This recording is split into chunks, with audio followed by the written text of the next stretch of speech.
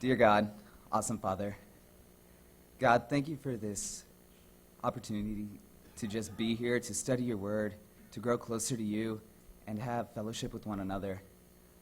Thank you for this day that you've given us, just the morning, the beauty of the sunrise as it comes up, just everything that you've done to bless us. God, I pray that we will listen with open hearts and open minds, and that we will apply these things that are being taught to us. And I ask all this in your Son's name. Amen.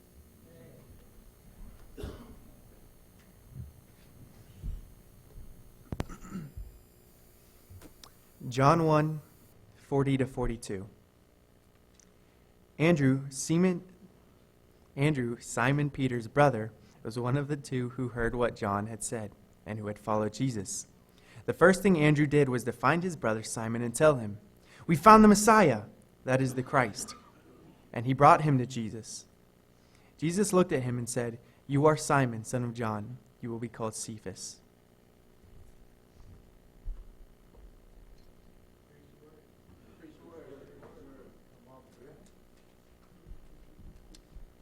Good morning. Just a little bit. How are you all doing today? Pretty good? Everyone awake? Kind of, maybe a little bit? Okay. So, I'd like to start off this morning with a bit of a story.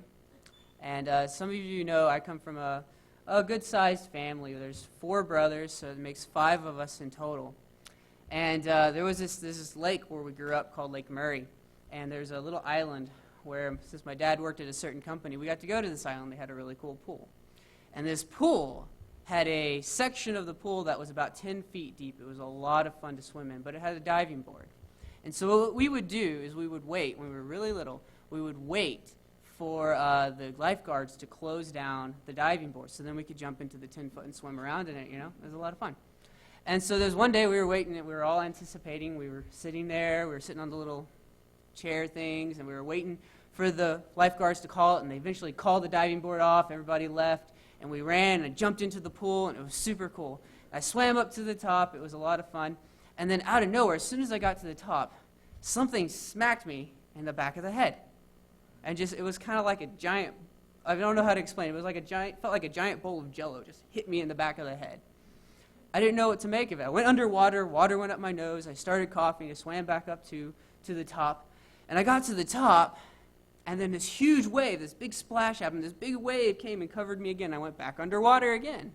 And I came up coughing. I swam to the side this time because I didn't want to get hit again. And I looked around to see what was going on. And I saw my dad pulling my younger brother. He was about 4 at the time. That's why it felt strange. But pull him out of the water. He had decided, my dad told me later, that my little brother had seen me jump into the pool and decided that he wanted to follow after me and jumped in after me. And he couldn't swim.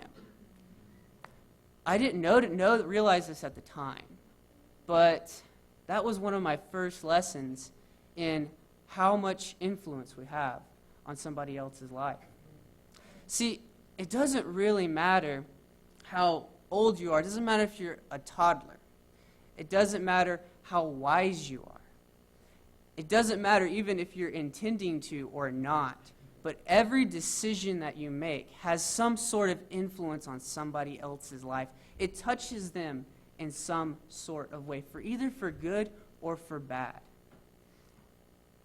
I want to take a look at the story that was just read. It's really cool. It's in John chapter 1, verse 40.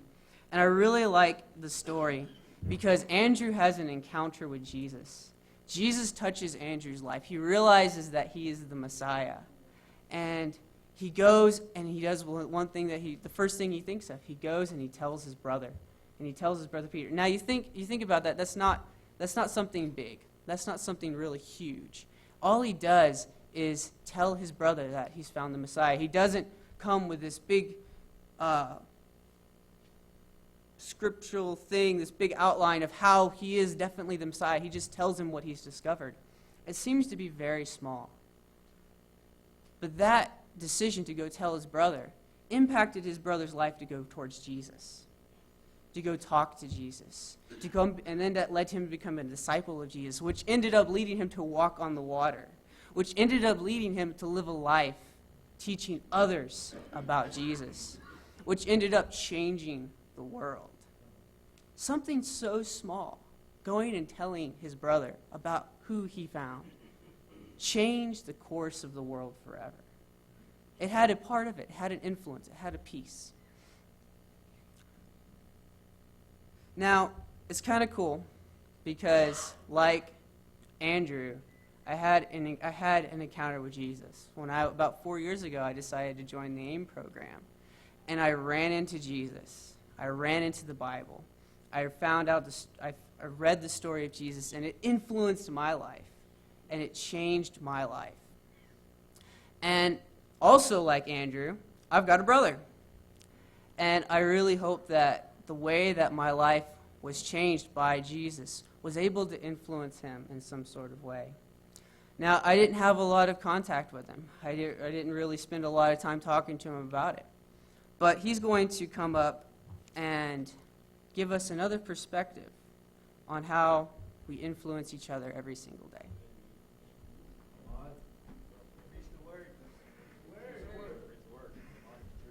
Hey, I'm that brother that got influenced.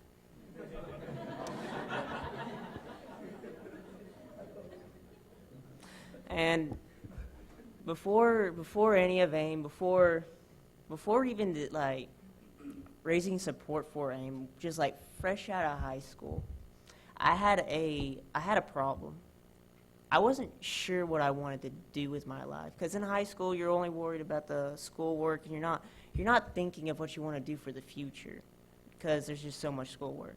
But out of high school, it's all gone, and I'm at the next step in my life, and I'm wondering, what do? I have a problem. And so when thinking about what I would want to do with my life, what I wanted to be the focus and drive for my life, I saw my brother, and it was interesting because he also went to the AIM program. And whenever he came back on break, such as Christmas break, he was different. He wasn't the same brother that I lived with for so many years. He was a different person. And so that had to make me think, do I want to do AIM? Because I see these changes in my brother, and some of these changes I want. I want some of these attributes that he might have gained, that he did gain in going to AIM. I might want that. And so that led me to the decision to go on to AIM. And I'm glad I have. And it's very interesting because now that I am in AIM, I see that not only am I influenced and changed and different, but I have an opportunity to be able to go out and do that to someone else. And in May, me and my team are all going to go to Honduras, and we're all going to have this opportunity to be able to change people's lives, to be able to live as an example, to see a thing that's in someone, go, hey, that person has something really cool. I might want that. I might want that. And I want to go into a verse. It's in 1 Corinthians 11:1. And it goes, be imitators of me as I am of Christ. And this is the way I want to influence people. I don't want to influence people just like, hey, this guy's pretty cool. He is pretty cool. But the way I want to influence them is not me, but the Christ in me. I want people to see that change in me and say, you know, this guy, he has Christ in him. He's different. He's not a person that I would normally see. And I want that. I think that's pretty cool. I want that in my life, and that's how I want to affect people. That's how I want to change people. I want them to see Christ in me and have Christ change them, and not just myself.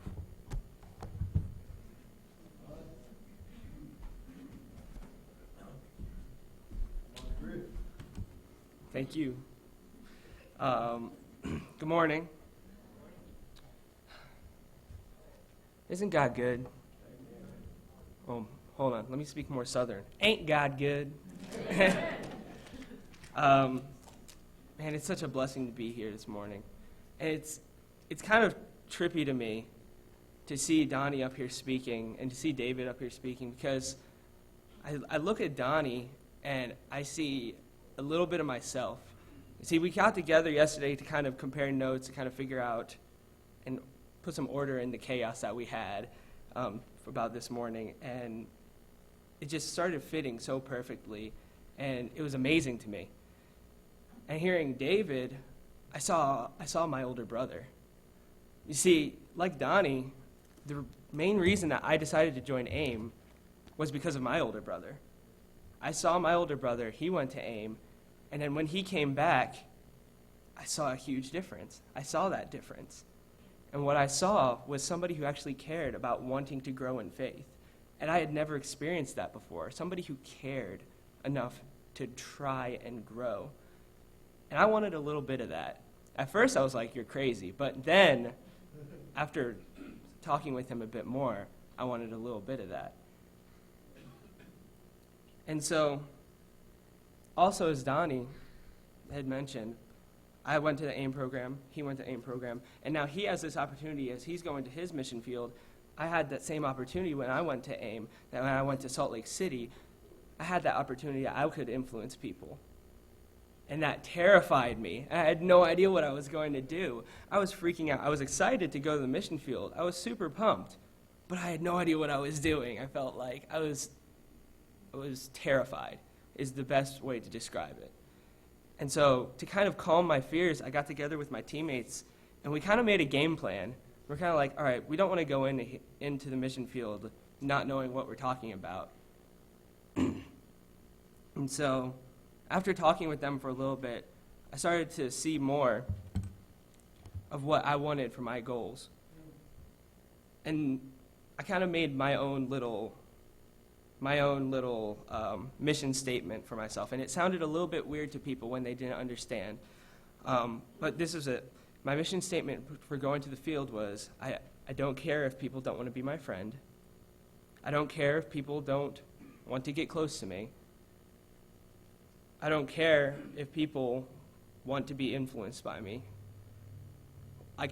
What I did care about is if people got closer to God and got closer to Christ. And once I got all the worldly fears and everything of anxiety of, oh, what if they don't want to be my friend, or all these things out of the way, I started interacting with people in a different way. Every interaction I had was more intentional to bring people to Christ and help people be closer to Christ. I'd like to read out of Philippians chapter 4, starting in verse 9, where it says, "The things you have learned and received and heard and seen in me, practice these things, and the God of peace will be with you." You see, Paul understood that when he went to the mission field, teaching is important, talking to people is important, but being an influence was just as important as all the rest. You see, it's more than just teaching, it's more than just preaching to people, it's living your life in a way that Christ would live his life. And then he goes on and he says, practice these things. This is an action. This is more than just saying I'm going to do something. This is an action that we are commanded to do. See, just as Donnie read earlier, when Paul said, follow me as I follow Christ, our mindset needs to be, I need to follow Christ, and people will see that. Christ is attractive to people, and I know that I will fail. So if they see Christ in me, that's what's important. See, the fact that I was not looking for pleasing others, and that I was looking to show people Christ, it changed how I interacted with people. And I believe that this is what mentorship is. Now, Roman's about to come up here, and when I met Roman in Salt Lake City, I thought he was an awesome guy. I thought he was such a cool guy and made a lot of influence in the youth group that he was in. But my goal wasn't to be his best friend. My goal was, I'm going to show him a little bit of Christ and see what happens from there. And so Roman's about to come up here and talk a little bit more about that and elaborate a little bit more on that. So I'd like to invite you to come up here and preach the word.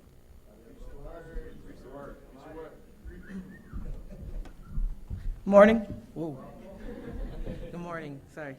I was told to not move around, so I'm going to try my best to stay here. But if I start walking around, just please bear with me. I just get too pumped. All right, so my name is Roman, and I just want to talk briefly on how I was mentored and how I was encouraged by this man right here, Andrew. It was in the year 2014 when I had the privilege to have the Amers come up there. Come up there. Utah. Yes, come up there, come up there. Sorry. I don't know my geography. Good thing I'm not there right now. Okay. I remember meeting him. I remember meeting Andrew, and honestly, not thinking much about him. He was just another Amer. He was just another dude.